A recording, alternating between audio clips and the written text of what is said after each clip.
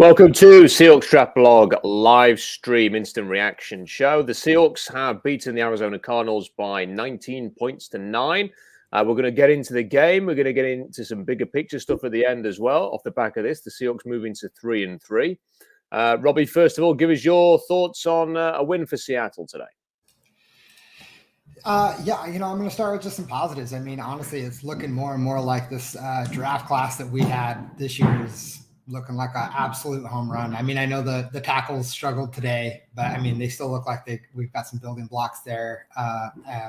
Kenneth Walker Jr. looks like he's ready to take over, and I love the way he ran. And Kobe Bryant and Tariq Woolen both playing fantastic. Another pick, another strip. It just looks like a really good draft class, and I like to see that. We were talking about earlier on that we need to see some building blocks for this going forward. And I think seeing these guys improve, obviously not the tackles today, but seeing these guys continue to play well and such. I think it's a home run of a draft, and I'm pretty excited after so long we've seen drafts look pretty piss poor. This one looks fantastic.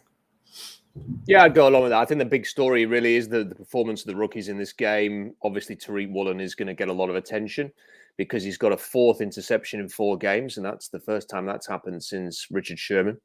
And Kobe Bryant combined with him to force a fumble, which was recovered by Woolen. Boya Mafe had some nice plays. It wasn't the best day for the 2 offensive tackles, but I do think this is a particularly challenging opponent because Arizona just throw everything at you in terms of blitzing and creative blitzing pressure. Vance Joseph's a good defensive coordinator and has always kind of given Seattle some issues over the years with this creative blitzing. And obviously Kenneth Walker had a really good game as well and has shown that he is more than capable of leading the way. I mean, that was obvious anyway, because anybody who's watched Michigan State this year and compared them to what they showed last year, it's just a great big Kenneth Walker-sized hole on that team, which is why they've been pretty dreadful all season. Adam, what do you make of that then? A 19-9 win for the Seahawks. Strange game against a team that really didn't look ready to play offensively. I mean, some of the stuff that Kyler was doing, I don't know if it's Kingsbury led or Murray just not looking like he knew really what he was doing, but there was just so many plays where you're just thinking, what are they doing? I mean, obviously they were without basically a kicker by the sounds of things when they had a kicker dressed, but in all but name, they didn't have a kicker. So they left a few points on the board conventionally. And yeah, look, I'm trying not to be have my narrative driven by the result any game. So if we'd won it or lost it, kind of it wouldn't have changed my view that the future looks bright based on what they did in the draft and the product they're putting on the field as a result. And that's by far the most important thing for any game that I watch this season. I think the Kyler Murray Arizona thing is something I do want to spend a couple of minutes on, because I just found that really concerning, actually, watching that game.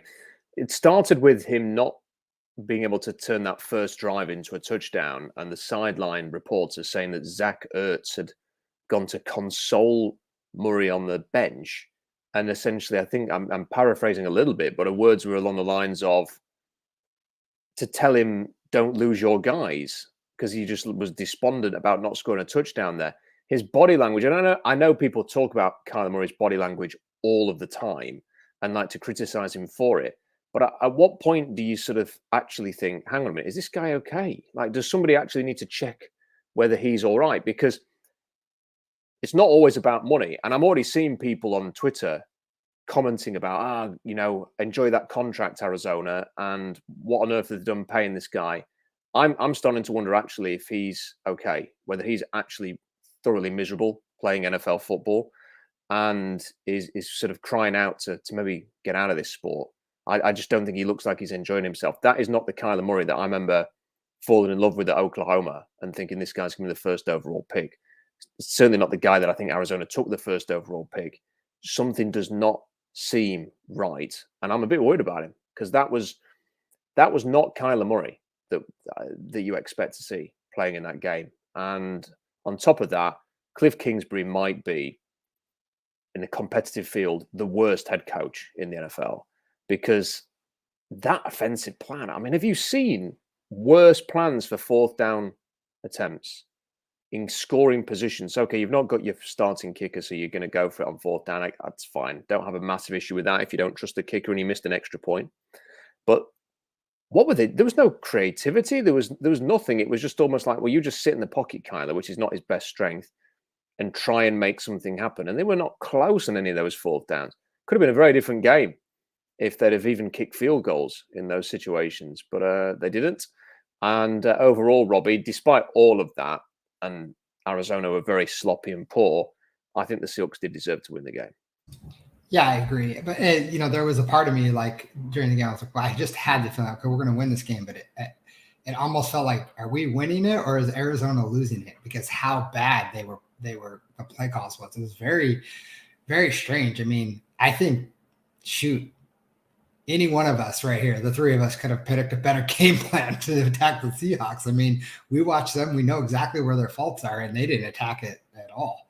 It was very, very kind of confusing the way they approached the game plan. And, hats off to the Hawks, though. Like I said, I think they deserve to win this game, and I'm really excited about the young guys, and I think that's kind of my overall takeaway. Kind of what Adam was saying, like win or lose, as long as we can see some progress, that's really the most important thing. Had a couple of super chats. Big Mike sent one in. Support the site, folks. Big thank you to Big Mike for the support. And if you have a question that you want to send in or a statement, super chat, we will pop them up on the screen and we will get to those. The live chat very active already. And if you just want to join in the discussion with other people on there, that's fine as well. The Snail says that Kyler Murray was tired from the Call of Duty double XP weekend. I don't know what double XP weekend means. I know that COD means Call of Duty, and I only really know that because I know that's what people associate Kyler Murray with. But I don't look. I fear for him a little bit, and I hope someone's looking after him. Let's just say that, because the Andrew Luck thing was a bolt out of the blue when he suddenly announced he was retiring. I think in the middle of pre-season for the Colts. And you could clearly see that when he made that decision, there was just like a weight off his mind.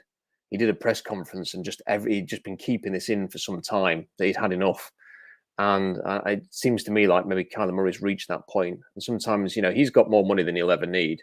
I know that his contracts, if he just sees it out, he'll have even more. But sometimes you've just got to break free. And I wonder whether that's in his thought process right now. And I mean, it was a strange game, wasn't it? I mean, Pete Carroll, I've just seen has called it a really satisfying win, which is... I'm stunned to hear that, honestly. I mean, that's the last thing I would have expected to come out of his mouth. A satisfying win. I mean, because I was writing my article that I do at the end of every game, I was trying to think, what do I really think about this game? And then I said, well, obviously there's the positives, which is the Woolen and Bryant performances and the sacks and a couple of other things, and Kenneth Walker. But then I was also thinking, like, the 4th downs from Arizona, the fact that, it could have been a blowout if Seattle had just been cleaner. It did feel like they weren't particularly clean today. I mean, even on offense, I saw somebody earlier say Geno Smith just had to play a game manager type role today and not turn the ball over. But in fairness, Geno did nearly turn the ball over with some of those throws. It wasn't a classic Geno game manager performance by any stretch. I don't think he was anywhere near his best, but still deserved to be the winning quarterback on the day without a shadow of a doubt. He did make some good plays as well. There's obviously I don't know what Michael Dixon's doing at the moment. I mean, I just don't. Adam, can you explain that one? I don't know why he kept hold of the ball there, because if you punt it and it's blocked, it ricochets out the back of the end zone for 2 points. If you just fall over in the end zone, it's 2 points and you can boot a free kick downfield. The worst thing you can do is what he did, which is just hold on to it, fumble it, give away a touchdown. And for the second week in a row, he's cocked things up royally. I mean, needless to say, being a proud Englishman, I have a deep mistrust of anything Australian, and that extends to punters, cricketers, rugby players, whatever you like to say. So there's always going to be some lingering doubts when an Aussie steps out on the field to try and represent me. But no, that is a bit weird, wasn't it? And do you know what I was thinking during the game? I think Samuel Gold tweeted out, I'm not watching what's happened. And I responded saying, it's the game we all thought it was going to be before the season started. like what we thought we were going to be watching. And I just wonder if perhaps that idea of, oh, Geno wasn't as good this week, or, you know, we could have given it away a couple of times. I wonder if how we were looking at this game now would be different if we'd spent 5 or 6 weeks sort of crimping and clawing our way to 3-3, as opposed to loading up points and being weak on defense. Like it feels like such a far cry from what we've seen, and yet equally, it's exactly what we'd expected to see before we stepped out on the field against Denver. So I wonder if maybe we're almost doing the defense a disservice, because they did a heck of a job today, giving up 3 points on the first drive, and that was it. But we've sort of been so conditioned to expecting nothing from them, but wonders from the offense, that it's almost like we've to put our head in a blender and just been jumbled around a bit by what we're expecting to see versus what we actually did. Robbie, if you were to put on a scale, what percentage was defense playing a lot better? And they were better today. There's no, you can't blame it all on Arizona. So what percentage was the Seahawks defense playing well, and what percentage was Arizona and Cliff Kingsbury and Kyler Murray just having an absolute nightmare day? I think if I'm going to put a percentage on it, I'd say probably like 60% Seahawks defense, 40% Arizona's offense. I really think their game plan was just terrible coming in, and I think our defense played well enough. And I think our rookies, like I said, came to play, and we got after the quarterback today. We got 6 sacks. And Kyler Murray's not an easy guy to sack, right? I mean, he's elusive, he's quick, he hides in the pocket and moves around. He's elusive. So to get 6 sacks, I feel like that's something not to scoff at. I know we haven't been able to get home for a while, so to be able to get to the sacks, I feel like that's good on them. On the defensive side of the ball. I want to say one thing real fast about Geno Smith. And maybe it's me just being like, now I have a little more expectation of Geno because he's been playing fairly well. But I just love to see him step into the pocket a little bit more. That I don't know why he doesn't. I mean, he had some good plays and under pressure as well. But I just love to see him just take, if he just get in the pocket just a little bit more, he'd have some more opportunity to throw that football. It's my only real criticism of Geno today, to be honest with you. But as far as the defensive side of the ball, I think, I'd go with that about 60%, because I think they really came out and played today. And they, like I said, they sacked him 6 times, and he's not an easy guy to sack. I'd probably go the other way around, though. I'd probably say 60 Arizona, 40 Seattle, because to me, they just kind of played into Seattle's hands a little bit. So there were certain sacks where there was one on 4th down. I think it was a sack on 4th down. It was certainly one of the 4th down failures that they had, where they showed a wider shot, and Seattle were clearly trying to keep him in the pocket, and there was an opportunity for him still, because everything was so spread out. If he had just made a really conscious decision to get out of the pocket, which he could have done, because he has got that toddler running away kind of thing going on it's incredibly difficult to bring down. And if it had got out of the pocket, he could easily have run for the handful of yards they needed, 4 yards or whatever, 3 yards to get a first down. And he didn't. And he gets sacked because he sort of stands there panicking because he can't see anything open and stuff like that, and takes a sack. And there was a couple of moments like that. And the 4th downs were so bad that if they'd converted even 2 of those, and they'd led to scoring drives or touchdown drives, this would have been a completely different game. So I want to give the Seahawks a lot of credit, and I think nearly 50% of the credit is fine. But I just think Arizona was so bad in some of those situations. And this is the first time the Seahawks defense since week 1 have shown anything. So I also want to sort of maybe need to see a little bit more from them to be able to sort of go full in on them. I'm going to give the 60-40 split to Cliff Kingsbury, and he can own that one. Adam, how would you split it up? I think that's well put. And actually, the way, listening to you talking, trying to think of other games like that, and in a sort of Cliff Notes kind of way, it doesn't feel hugely dissimilar to the way in which the Denver game transpired. Everyone on defensive played a bit better, but whereas, that Denver game, they forced 2 turnovers on 4th down on the goal line, these 4th downs were, just weird. And, I felt the whole season would be a series of coin tosses. And today feels like one of those, the Kyler fumble when it's going to be a first down at the 35 or 40, and just it's a heck of a play from Kobe Bryant, but not something that you can really bank on or expect to happen. And then the misses on 4th and short, getting sacked. But look, fair play. They stepped up in the biggest moments, and I kind of feel like if we'd lost it, we've not that we shouldn't have been negative in the past, but perhaps they deserve their flowers a little bit for getting the job done against the odds, and making the adjustments across the week, which Pete Carroll was talking about, to kind of stifle an offense who, I do think Arizona were laughably dreadful for the majority of the game. And I don't think people can talk about Cliff Kingsbury, which is perfectly fair, and he's standing like an idiot in his sunglasses for the whole game, which really is a really weird look for a guy who's so maligned. But I thought Kyler was particularly bad. And I don't think a better coach would have made him look better today. Whether it's a mental thing, I'm always a bit wary when you see guys sort of delete their Instagrams and remove all their social media. It never seems to end up like it ends up well in the long run, does it, when that happens? And something's obviously not right with him. And look, it worked to our benefit today.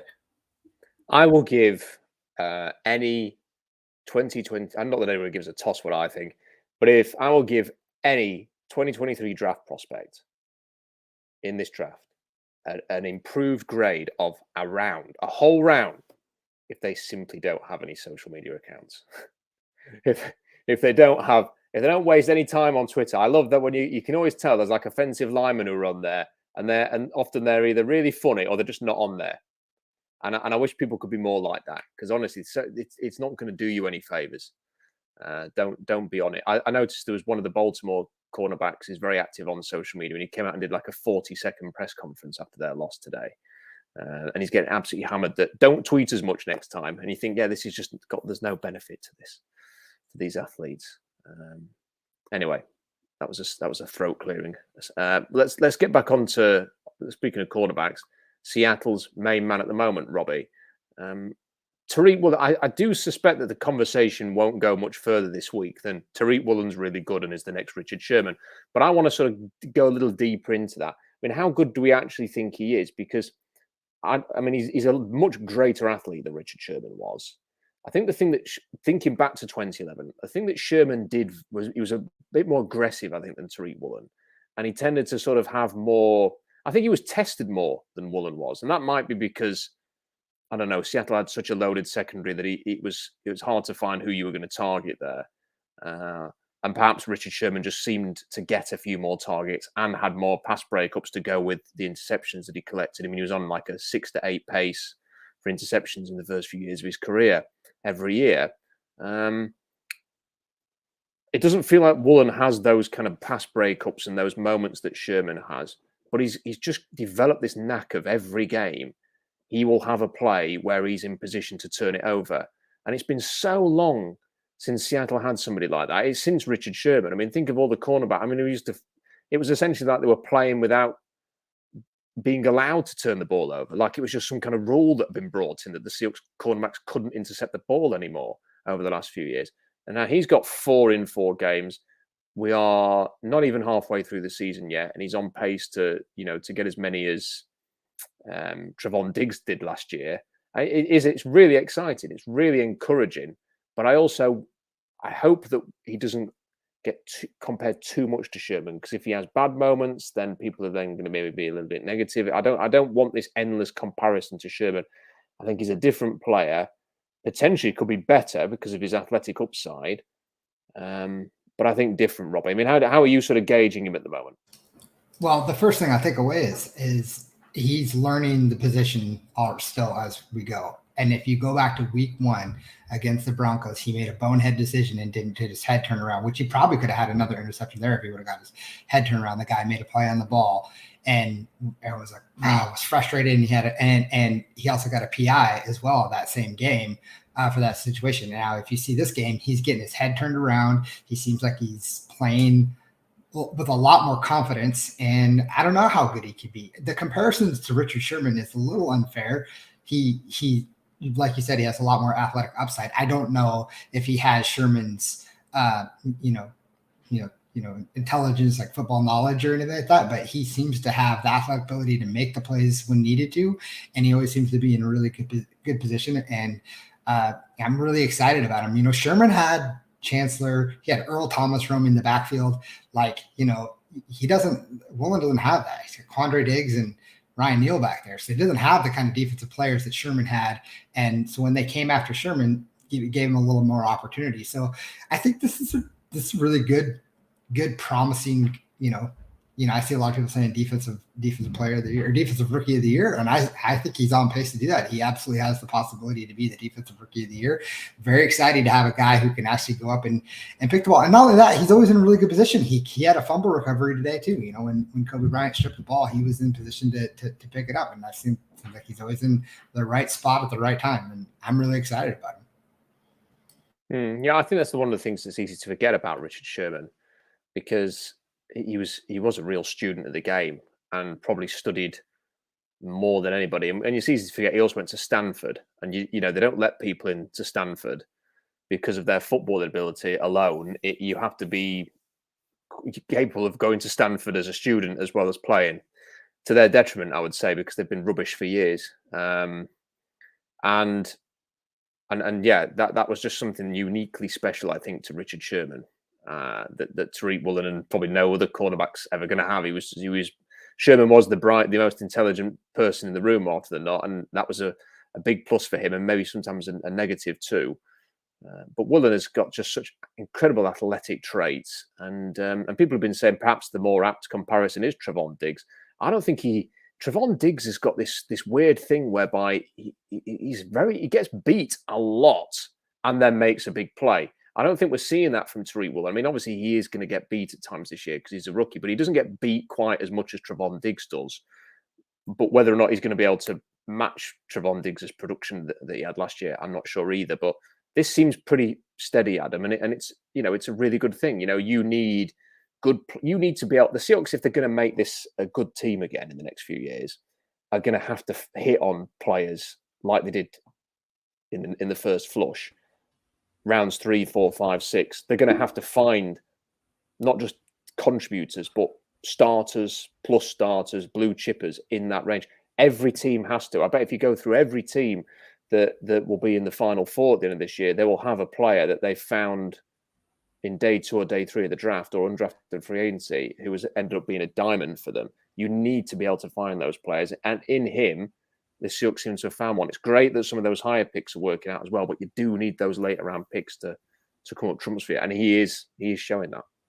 Yeah, I mean, when he was picked, Hugh Millen said that he's the biggest project that the Seahawks have ever taken. Not to say that he didn't have the talent, but he was going to have to learn the position. And I think Woolen himself on the radio a couple of months later said, look, I'm really learning on the job here. I've got a lot to learn, and my game will improve. And from memory, his first 3 picks of the season are all kind of facing up the quarterback, watching what's going on and breaking on it. I think the first one against Atlanta ended the half, didn't it? The second one was the pick 6 where he's kind of watching it.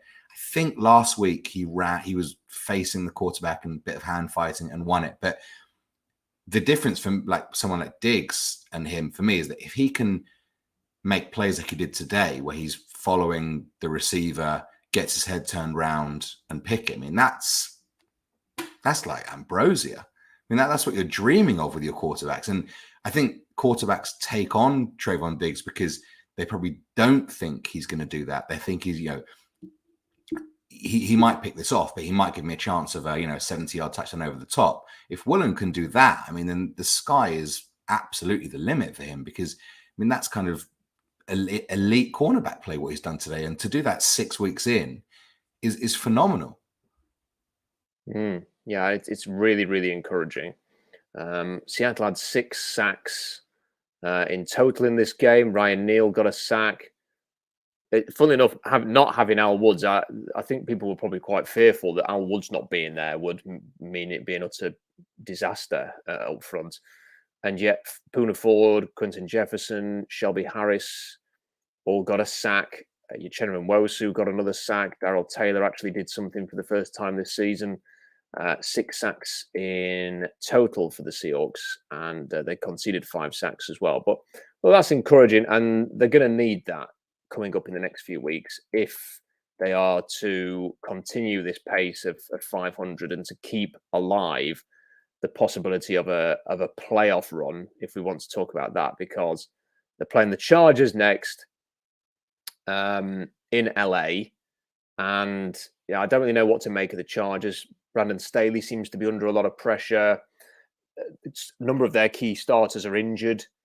Justin Herbert's obviously still nursing an injury, but it's Justin Herbert and the Chargers, and they still have a lot of good players. And Seattle hasn't won in that stadium yet, have they? That new LA stadium. They've not won there yet.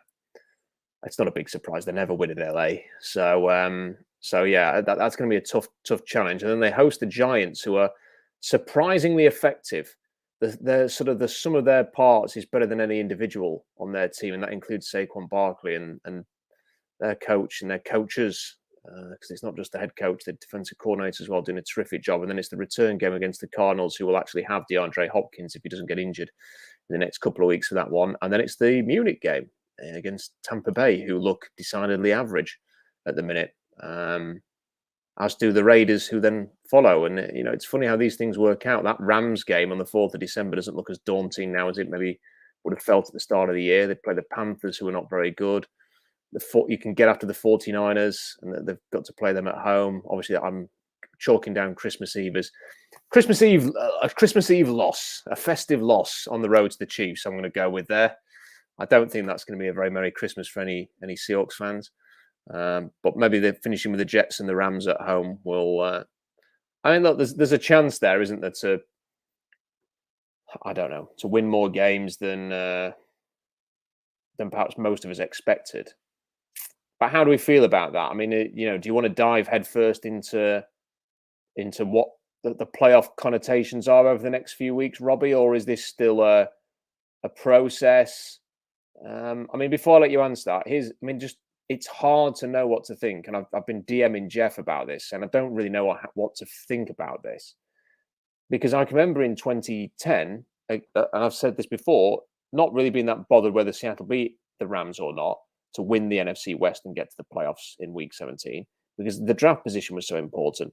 But then they actually won and got to the playoffs, and they had Beastquake, and none of us could live without Beastquake now. And then the following year, they ended up picking, whatever it was. They finish in a record, which I think they picked about 12th, didn't they? Or was it 15th, and they traded up to 12? I can't remember what it was. Or sorry. They were 12 and they moved down to 15 and took Bruce Irvin. That was what it was. And I can remember at the time thinking, they could have done with a higher pick there to get at some of these key players. But then it didn't really matter, because the 2012 draft produced Russell Wilson and Bobby Wagner, and Bruce Irvin did a job. Although I think people remember his days in Seattle with a little bit more positive perspective. And this is a guy who was benched in 2013 for Malcolm Smith, and if it was, didn't start the Super Bowl. But the point still stands. They had a good draft without needing to be any higher than they were. So right now I'm kind of thinking, well, draft position really matters here. But when I felt that way in the past, Robbie, it hasn't mattered as much. I just wonder whether this draft class in 2023, which looks increasingly top heavy to me, it might be more beneficial to not win as many and still be in touching distance of the actual players you want, rather than picking twice, let's say, in the teens, and having a pool of players that I can tell you now. I've started putting my board together. I am not excited about the options that are going to be there from about 10 onwards. Yeah, I think the simple answer for me that is, who do you want at the top? If you want to keep winning games and you're worried about that draft position, is it Will Levis or bust, or is there someone else that you're targeting? Will Anderson. Those are the two guys that I would consider, top tier prospects that we would want to look at. Now, I think someone wrote it earlier, but I think worst case scenario would be, win enough games to get out of the top 10, around that 15 mark, and then not make the playoffs. I think that would be kind of unfortunate as well. But there's things to think about when you talk about the draft. It's interesting to me what Patrick Mahomes went with 10th, right? And if you think about, and I'm not saying Anthony Richardson could be, Patrick Mahomes, but he has a lot of the tools, right? And if he decides to declare and you win enough games and you see enough progress from your team and your young rookies, and you select somebody like an Anthony Richardson and have him sit behind Geno for a year or two and see kind of what happens. Is that intriguing enough? Like for me, I feel like that's something that for me, I think I might be intrigued by. But for me, like I said, I also, I'm dead set on Will Levis being the guy. And I don't know, I guess it just depends on that draft position and what you're talking about. But like you said, the draft is always such a bust sometimes. I mean, you just never know what's going to happen. You just never know. I mean, some players that you predict could be just absolutely phenomenal just turn to be total busts, and guys like Tariq Woolen fall to the 5th round. I mean, it just happens. And so, I mean, I don't know. It's the intrigue for me is that I just want to see guys improve. I don't really care about making the playoffs this year. I will say, as I've always said, if you get in the dance, you have a chance. But I don't, I just don't think this team is ready.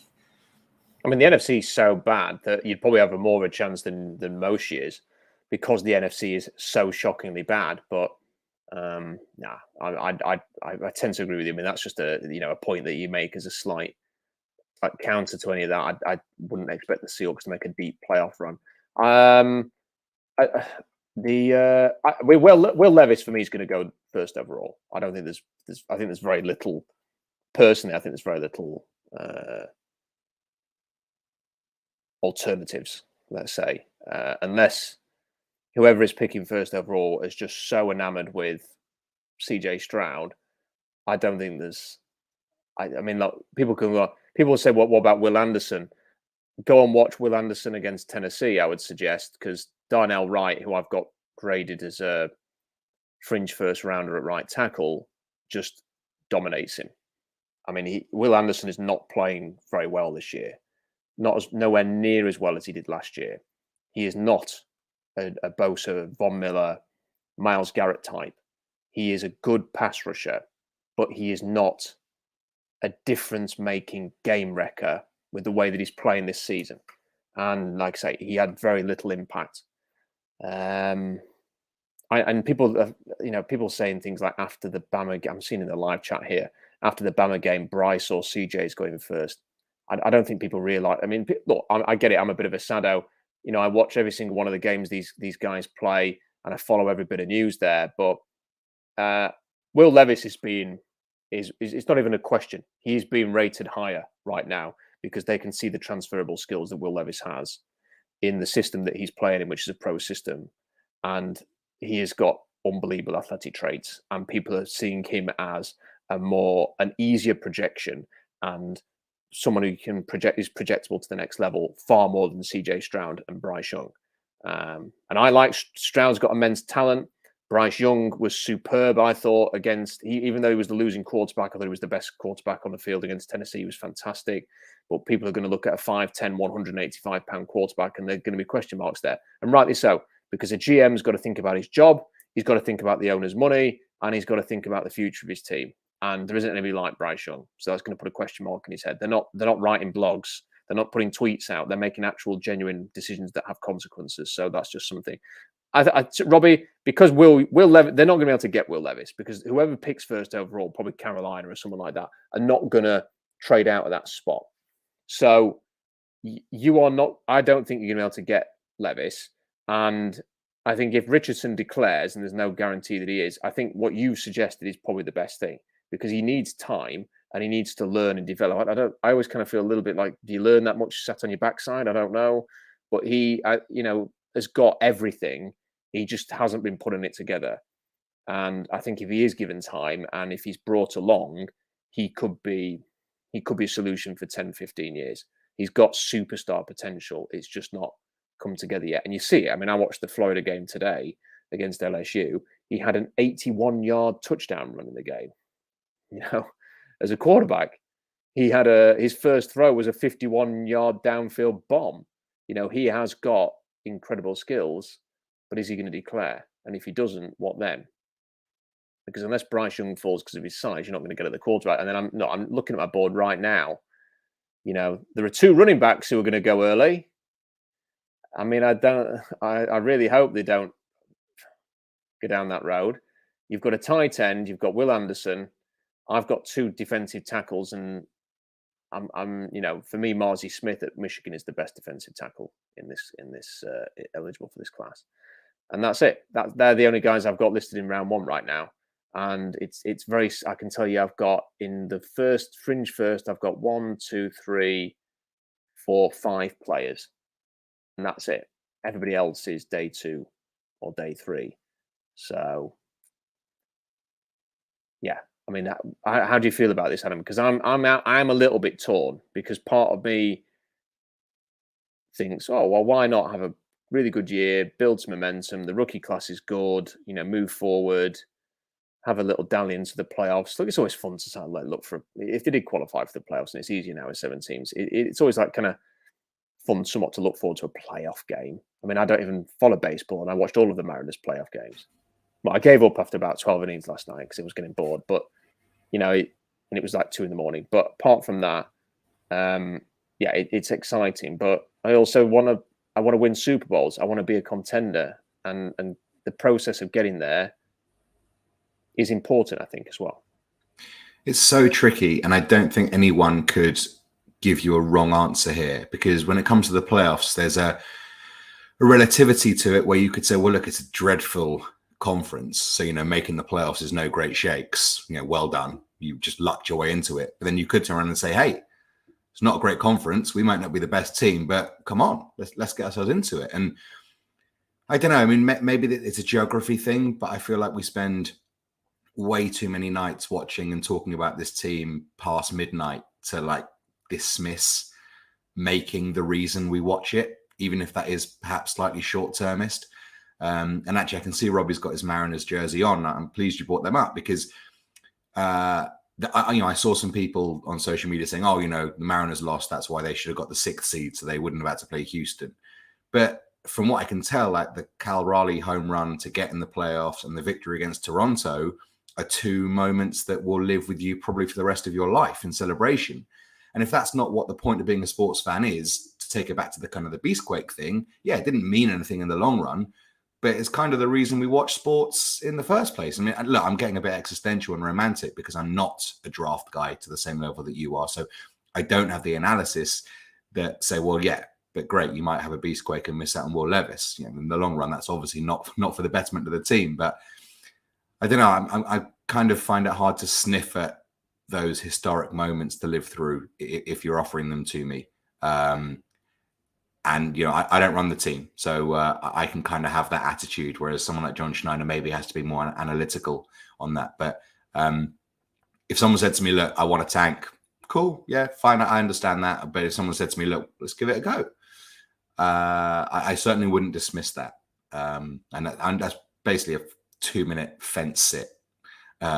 Really, I've not really given any view either way, but I really can see both sides of it.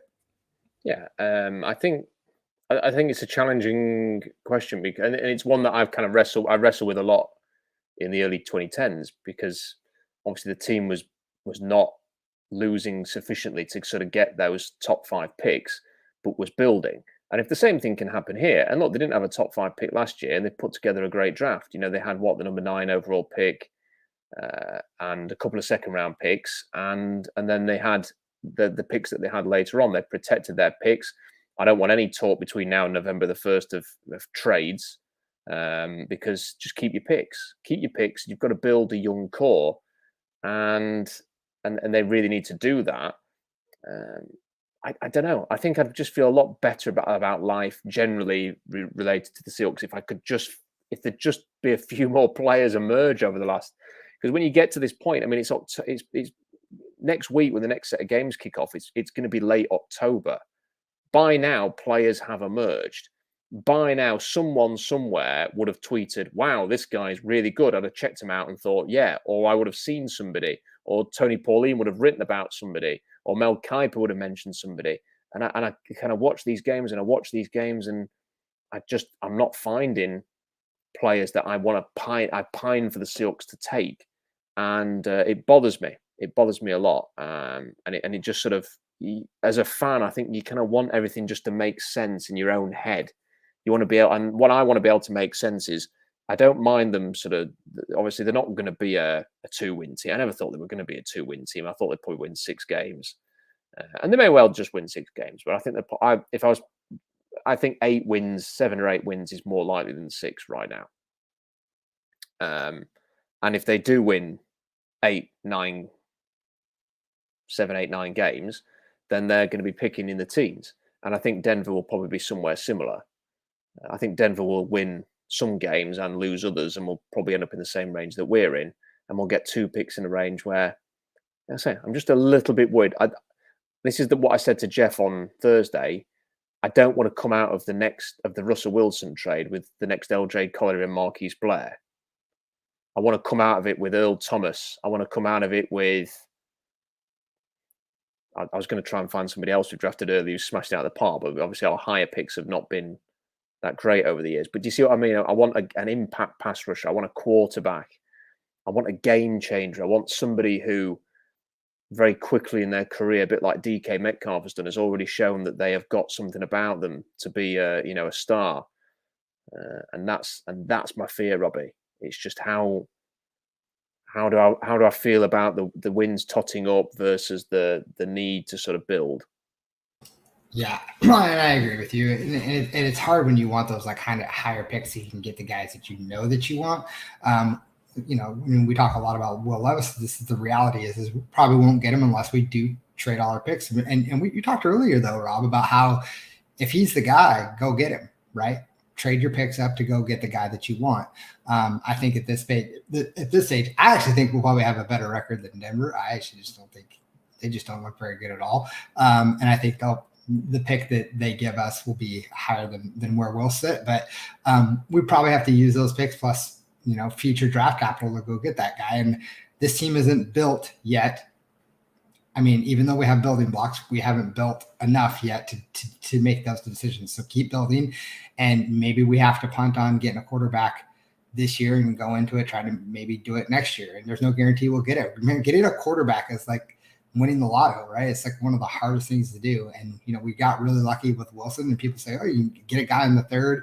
It's not always that easy. Maybe there's a guy that we'll snag that we get in the 2nd or 3rd round that ends up having that potential that just went under the radar for whatever reason. And I've seen, the board's going crazy here with the comments about different quarterbacks that people like, but nothing's guaranteed. It's all a crapshoot, isn't it? Yeah, I mean, and from the quarterback point of view, I mean, it's a deep class, but it's not as good. And people, I see the names that people are saying, and I'm not going to, you can end up sort of we'd spend another hour just talking about all the players that get mentioned. I mean, I'll count now. I have got 1, 2, 3, 4, 5, 6, 7, 8, 9, 10, 11, 12, 13, 14 players, 14 quarterbacks graded in between rounds 5 and 7. And I guarantee that most of those names are coming up in this conversation right now, and people are wondering whether they're any good for like the 3rd round. So, and I have got 1 guy in the 4th, 3 in the 3rd, none in the 2nd, none in the fringe 1st, and 4 with round 1 grades. That's what I've got at the minute. And I have watched, I mean, it barely feels like it's enough to say that I've watched hours of, I mean, it takes over my life, my free time. I've watched more tape already this year than I ever have. That's why I feel confident putting this board together. I mean, I don't want it all to be negative. I mean, the good news is, and I don't think they're going to draft one, so don't get your hopes up, but I think there's some really good centers in this draft. There's some really good they're not going to draft one, so they don't, they're just going to re-sign Austin Blythe.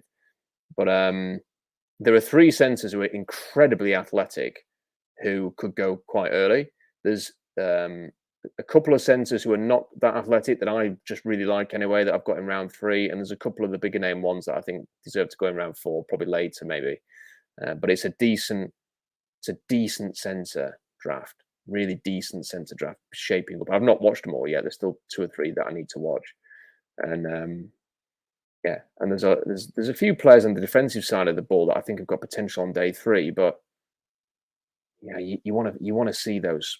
You could just watch Earl Thomas and go, that guy's going to be special. You kind of want to see a bit of that. The Snail sent another super chat in. If we get a top 10 pick from Denver and sneak into the playoffs, should we trade our lower pick? How is the depth in the draft? I think it's a bit too early to say whether we should trading down and stuff like that. I think the depth so is pretty good. It's pretty good. But what I don't think you're going to have are a ton of great athletes just sat there at the top of the second round, which is what you had this year, which enabled the Seattle to go after Maffei and Kenneth Walker. I've got the tankathon thing here. So at the moment, the Seahawks would be picking 14th and 12th, and that's before Denver play. If Denver lose their game, then I think Seattle would jump as high as 7 overall. Yeah, they would. So they'd have 7. So if Denver lose, they'd be 7 and 14, which is what everybody predicted, Robbie, at the start of the year. Totally. Yep. Called it. I mean, it was Super Bowl or bust for Denver. I mean, I'd hate to be a Broncos fan right now.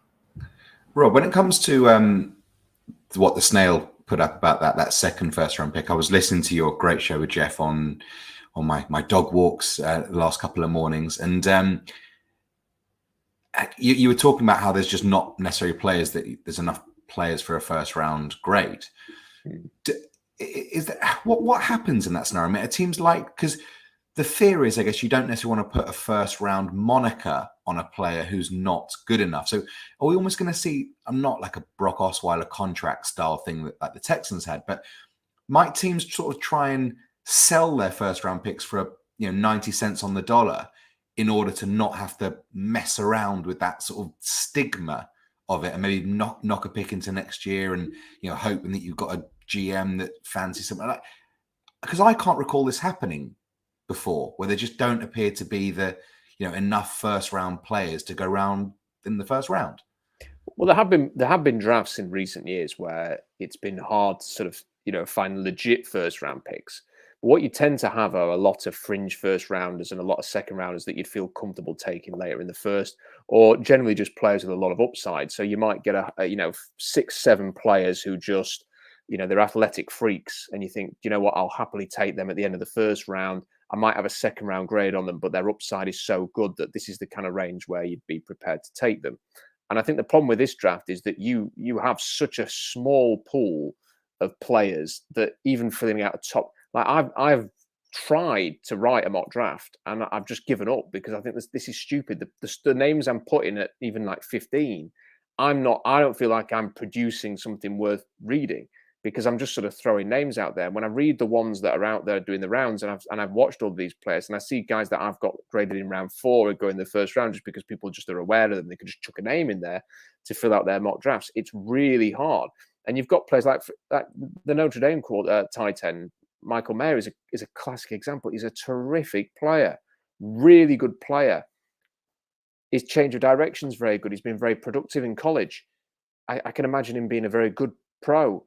But I don't think he's going to test brilliantly. And unless he tests like TJ Hawkinson or Kyle Pitts, how do you put him in the top 10? So then you come to a decision like that's a player who typically might go 25th. Is he going to go 7th in this draft because of that? And then you sort of go down the list. Like, I don't think Jalen Carter's a nailed-on first rounder. I know a lot of people do. And because the 2 Georgia defensive tackles last year, one of them tested like Thanos from Marvel, and the other one tested very, very well and was 27th overall to Green Bay. They tested better than probably any defensive tackle in the last 10 years, and they went 13th and 27th or something. So why is this guy going to go in the top 10? Because he's not going to test as well as they are. But people put him in the top 10. But then I look at it and I think, well, who else is there? So he might go in the top 10, even if I think he's the 25th range type player. And that's kind of where you're getting there. So, I mean, to answer your question, I don't think teams will necessarily try and get, because it's very hard to sort of just give up on a draft and push picks to the following year. What I think will happen is I think the good teams will try and trade their first round picks for players. So we might see more of those Devontae Adams, Tyreek Hill type trades where teams are sort of being prepared to give up the 27th pick for a proven player. So I think we might see a bit more of that this year. And I think what we might see are teams that have got the stock, and that includes Seattle, being more aggressive to target specific players. For example, Seattle might say, well, if they end up with 10 and 14, let's say, they might think we're better off having number 3 and having a quarterback or Will Anderson than we are having 2 players at 10 and 14, and therefore we're going to trade up. And then it just depends who's there. Because if there's a Las Vegas there, a Pittsburgh there, who have already got quarterbacks, they might be prepared to trade down. It might be a team that's taken a quarterback but's in the midst of a rebuild and thinks, more is better to have more picks. I don't know. You never quite know what someone's willing to trade up and trade down. So I think we might see a bit of that as well, a bit of movement going around. But I don't know. Part of me just wishes that one of Seattle's picks would be in the top 5, just so that if nothing else, you can feel like you're going to get a great player and feel great about it, and then you've got a bonus pick, and that's great. But increasingly, I do think they're going to have 2 teams, Denver and Seattle, probably with similar records, and they're going to end up picking in the same range. But then Denver are pretty beaten up now, aren't they? And they're not playing well, and the coach is on the hot seat after 5 games. So who knows? Who knows what's going to happen there? But I don't know. I mean, I just want the team to be in contention in a couple of years' time, and I just don't think they're going to get there picking later in the first round and with Geno Smith as well as he's playing this year at quarterback for the next 3 years. But I do get the sense, Robbie, that more fans are starting to think, well, that's a realistic proposition now. But I think we still have to be realistic about Geno. This has been a great, unexpected first few games. I've seen a lot of people now saying, well, he's always been great. He just needed a chance. I'm not sure about that. Yeah, I don't know about that. But I do, I want to see it over the full course of the full season. And, some people are saying, once teams, figure out the Geno thing, it'll just be a matter of time before it kind of reverts back. And I don't know if that's necessarily the case. I feel like he's played well enough now that, there's some things there that, like I said, I would like to see him step in the pocket a little bit more. But, over the course of the full season, I would hate to see Seattle extend him now, wait until the season's over and see over the course of the whole 17-game season. But it might be the only course we're able to take, depending on how well we play in our draft position. I mean, it just kind of depends on what's available. Okay, well, I think we've had a good discussion about it. Adam, have you got a final thought on that? Yeah, I'm just going to jump in. We had Danny O'Neill from ESPN 710 Seattle previously on our show this week, and we were talking about Geno, and he actually stopped me in my tracks completely by saying that he would look to sign Geno for 3 years at $90 million. $30 million a year. 30 million a year, yeah. Sorry, not 90 million a year. I mean, there's no. So 90 million over 3 years. So 90 million over 3. It's on now for 30 million a year. Yeah, he would do that, and then you've got your guy, and then I think maybe that slightly utopian view that you can then have someone sit and bring him through sort of the. I'm looking at the comments now. I was as surprised. I mean, Danny's a smart guy. I mean, he knows his stuff, and he's followed the team for a long time. But I mean, that would have been miles off what I would even consider. But I wondered if maybe it was me in the minority. I mean, if that's if he's worth that for me, I'd look to trade him this year, to be honest, and try and get some picks from maybe a desperate team that thinks they can win right now. So I've sent the comments bananas with that, which I'm pleased to. But yeah, I wondered if maybe I was, I had my barometer wrong, or if maybe Danny, people didn't necessarily agree with that. I think the problem is, Adam, is I don't think people realize how little Seattle actually has to spend, and people can throw around 30 million a year projections like that. If Seattle was to invest in him unless they were going to backload it like crazy and have him with a 45 million cap hit in 2024 to bring it down to say 15 million next year. Even if you did that and Geno was getting 15 million cap hit next year, you would have $15 million to spend. And you would have 34 signed players on your roster. And you would have to replace your backup quarterback, Poona Ford. There's a whole list of players that you'd have to replace. You wouldn't be able to put a roster together. And that's the problem. I think we can talk about offering Geno money like that. I think their entire plan this year was with the objective that they'd be drafting a quarterback next year, and that they've spent a lot of their money for next year because they thought a quarterback would be earning between $4 and $6 million on a rookie contract. $6 million is what Joe Burrow's first year cap hit was, and he was the first overall pick. So I think they were expecting to be paying a small amount for that, and that's the way it was going to be. And then Geno, playing as well as he has thrown a bit of a spanner in the works. But to commit to him, I mean, he's just turned 32. Even if you were to if there was a magical way, because you can create a bit more cap space, you can but then if you cut Shelby Harris and you cut Gabe Jackson and you cut, these other players that you can cut to create a bit more room, you have to replace them as well. You'd have like a roster. Someone was saying that they could create 25 million by cutting 4 players. And I was like, yeah, but then you've got 29 players signed for your roster. How are you going to actually replace all these? You actually have to be able to put a team out there. You can't just keep Geno Smith and do all of this stuff. So, when people are saying who cares about the cap in the comments section, well, the Seahawks do, because they've never done what the Rams have done, ever. They've never cooked the books. They take on dead money, but that's it. That's the extent to which they go. They're prepared to eat dead cap hit, which is a bit of a naff sort of approach to have to it. But they have $32 million in effective cap space next year because they have spent a lot of their money on 2 safeties. One's not playing very well and one's injured. 2 receivers who are obviously well worth paying. Tight ends, other players that they've spent decent money on, and the kicker's out of contract at the end of the season. There's little things like that you have to be mindful of. They're going to have to replace a lot of players or retain a lot of players. So I don't think you can pay Geno Smith that much right now. I talked about it with Jeff, and I've thought about it, guys. And I think the best thing to do is you've just got to let him find out what his market is. You've got to let him go to other teams at the end of the season and go, what are you willing to pay me? And then you've got to ask him to do the courtesy of coming back and saying, this is what I'm being offered. Do you want to beat that? And then you're going to make a call on it. That's the only thing they can do. They can't pay him now. You can't commit.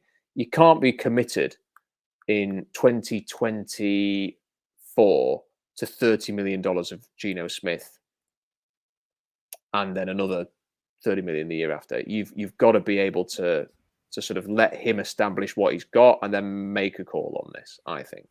It just reeks of like being Flacco'd, kind of, doesn't it? And sort of stuck with a guy that has been, had a bit of a flash.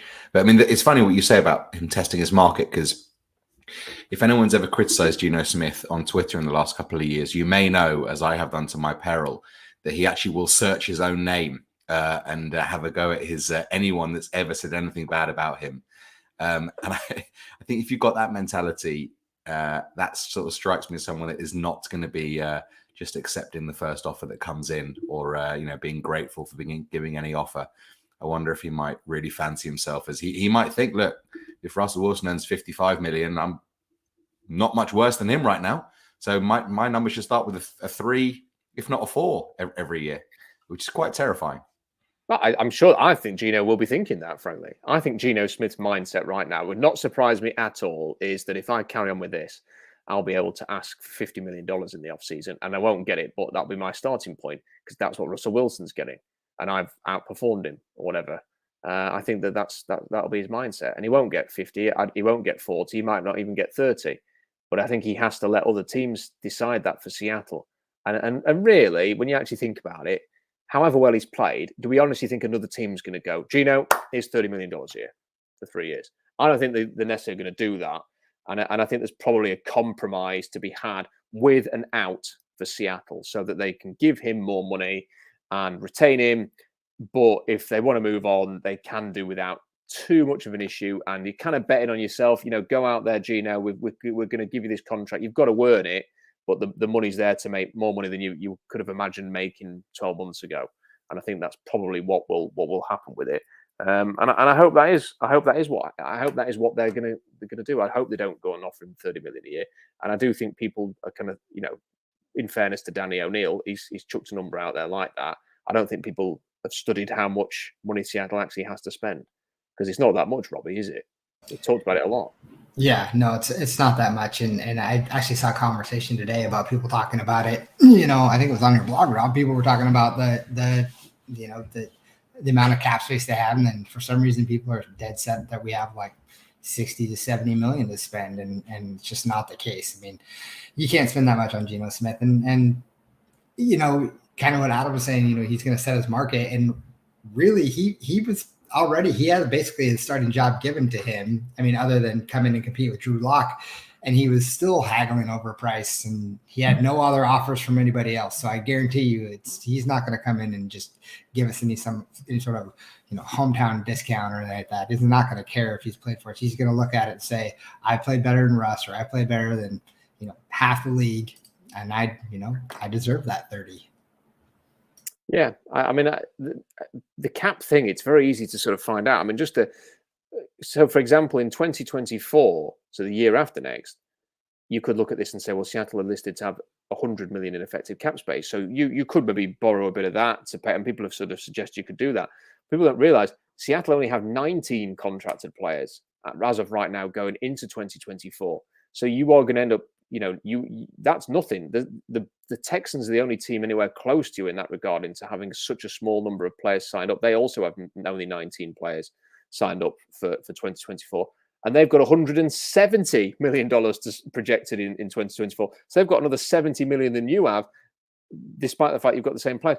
Seattle have made a complete dog's dinner of their cap over the last few years. That's basically what it is. And it's going to take a lot of time to recover.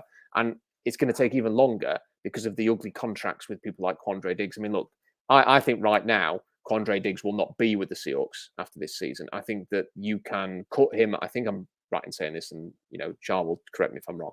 I think you can cut him after this year or trade him for a bag of footballs and spread the cost out. His dead cap hit, I think, is about 8 million, and I think you can split it into two. So you can do it 1 year, 4 million, the other year, 4 million. And right now, you'd be better off doing that and playing a rookie, I think, than playing Quandre Diggs. Instead of having that, you might as well have the small cap saving and just play somebody else. And there are some reasonable safeties in this class. So in this draft class coming up. So I think that that's probably something they will do. But yeah, it's they don't have a lot of money to spend. They do not have a massive amount of money. And I don't think part of their plan was paying a quarterback $30 million next season. Especially not for someone who is, you know, if it was Lamar Jackson suddenly became available, that might be slightly different. Even then, I don't think they'd dabble with that because he'll want too much money. I think they were fully intending on drafting a quarterback, and Geno Smith's form has changed the dynamic and the conversation, and we've got to see what they can do. And I hope, and I'm sure you guys will agree, that the end game is that he continues to play as well as he is, then stays, and then they do draft that quarterback who can be redshirted or whatever, and learn, because that's what's worked, and he can be essentially Seattle's Alex Smith. That's what I hope for. Anyway, we've had a good hour. I've kept you guys long enough, so thank you for your time yet again. It's been a really lively live chat again, and lots of people watching live as well. Great to see those numbers up after a Seahawks win. Stay tuned to SeahawksDraftBlog.com. I've started writing my draft notes article. It might take Monday to write it as well, because I don't just want to talk about quarterbacks. I want to talk about some other players as well. I think you're going to find that interesting. I'm going to talk about at least 2 offensive linemen who might be options for Seattle. Some defensive linemen are in there, safeties. So it's going to be a behemoth. It's going to be a 4,000 worder, I think, which is coming up this week. So keep an eye out for that. If it's not Monday, it will be Tuesday, I think. So keep an eye out for that. SeahawksDraftBlog.com for more analysis. Don't forget to like the video. That helps. Don't forget to subscribe. That definitely helps as well. Until next time, thanks for watching. Thanks to Adam. Thanks to Robbie. Bye for now.